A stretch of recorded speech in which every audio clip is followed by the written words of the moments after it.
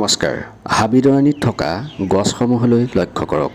কি দেখিছে বাৰু? বিশেষ এজোপা গছৰ পাতে আপোনাক আকৰ্ষিত কৰিছে নহয় জানো? কোনোবাই চিনি পাইছে, কোনোবাই চিনি পোৱা নাই। বাৰু যি কি নহওক, মই আজি আপোনালোকক এই বিশেষ গছজোপাৰ পাত চিনাকি কৰি নিদিওঁ। এই গছজোপাৰ বিষয়ে চিনি পোৱাসকলে আপোনালোকক যথেষ্টখিনি বুজাই দিব। ক্লু এটা দিছোঁ বাৰু। বৰ্তমান এই গছজোপাৰ গুটি ট্ৰেণ্ডিঙত আছে, যদিও গছজোপাৰ গুটি লাগিবলৈ এতিয়াও কেইবামাহ বাকী।